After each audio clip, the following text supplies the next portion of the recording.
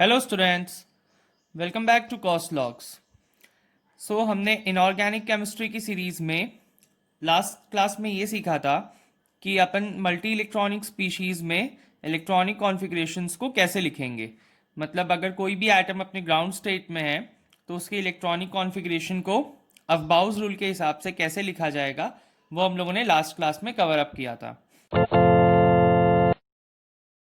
Now, today we are going to cover some exceptional electronic configurations.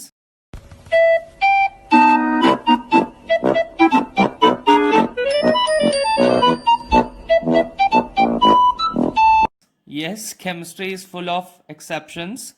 So, आज हम लोग कुछ ऐसे एलिमेंट्स की देखेंगे इलेक्ट्रॉनिक कॉन्फ़िगरेशन जिसमें वी फाइंड एक्सेप्शंस। ओके, सो इसमें हमारे पास है chromium and another one is copper. तो पहले हम क्रोमियम से स्टार्ट करते हैं। आज का हमारा टॉपिक है stability of completely filled orbitals. That is कि जब एक ऑर्बिटल कंप्लीटली फिल्ड हो जाता है तो उसमें स्टेबिलिटी आती है। तो उसको हम क्रोमियम से समझ लेते हैं कैसे होता है ये। फर्स्ट ऑफ ऑल, क्रोमियम का जो एटॉमिक नंबर है दैट इज 24। 24 के हिसाब से और अफबाउस रूल में जो हमने सीखा तो इसकी इलेक्ट्रॉनिक कॉन्फ़िगरेशन कुछ ऐसी बननी चाहिए। हम देख सकते हैं 2 2 4 10 12 18 22 प्लस 2 24। तो ये सम हमारा आ रहा है 24। मतलब कि जो इसकी इलेक्ट्रॉनिक कॉन्फ़िगरेशन एक्सपेक्टेड वाली है वो ये होनी चाहिए।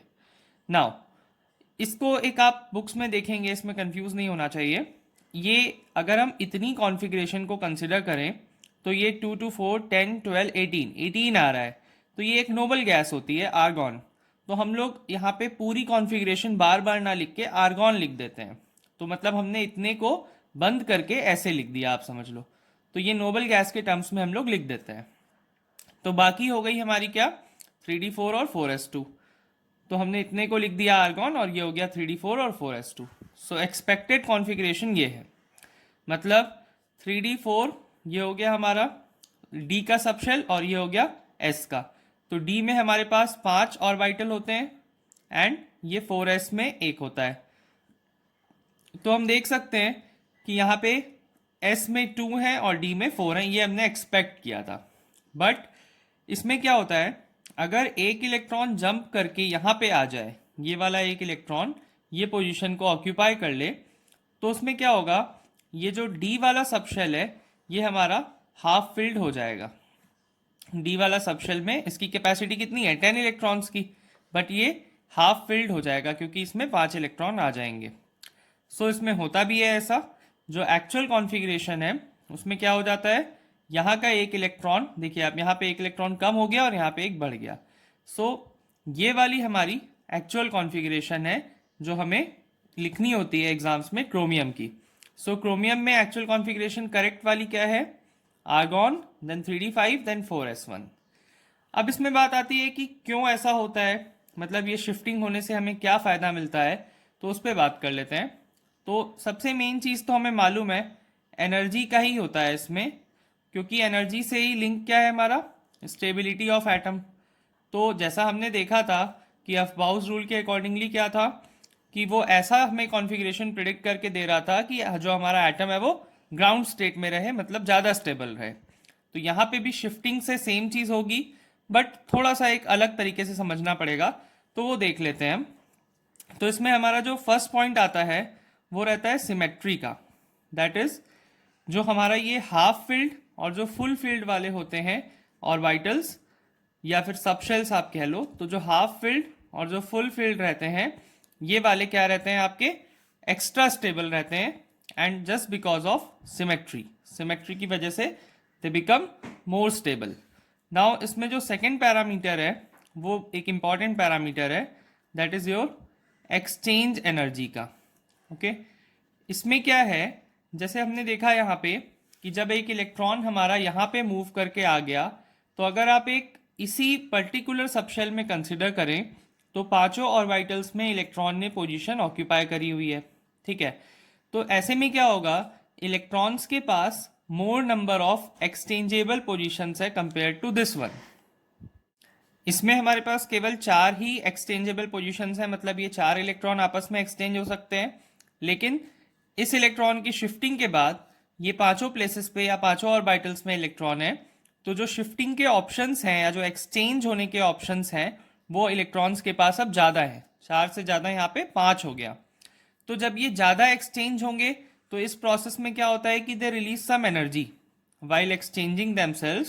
They release energy, and when they release energy, that is they become low on energy and the atom on a complete basis becomes stable.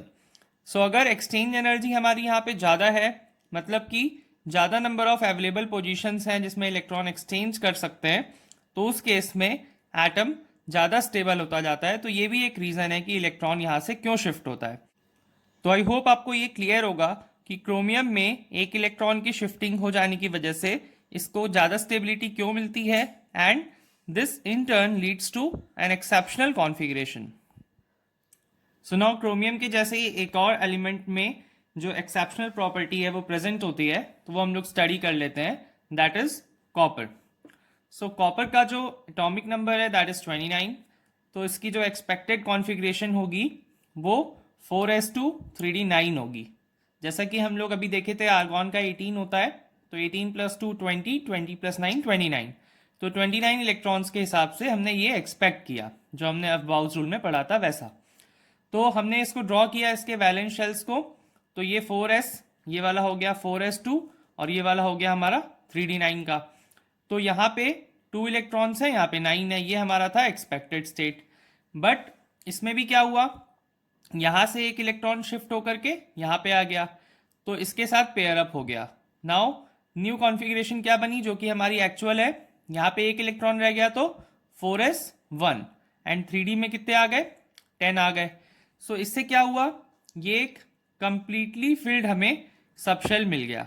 जैसे हमें यहाँ पे क्रोमियम के केस में हाफ फिल्ड मिल रहा था, तो ये हमें एक कंप्लीटली फिल्ड, जैसा कि हमें पता है डी की 10 की कैपेसिटी होती है, तो ये हमें एक कंप्लीटली फिल्ड सबशेल मिल गया। अब आपको मालूम है रीजंस कि इससे क्या होगा, स्टेबिलिटी ज़्यादा होगी, क्योंकि जो उसकी सिमेट्री है फुल फील्ड वाले की, वो सिमेट्री ज़्यादा अच्छी होती है, एंड ऑन दैट बेसिस इसकी जो स्टेबिलिटी है वो भी बेटर होगी।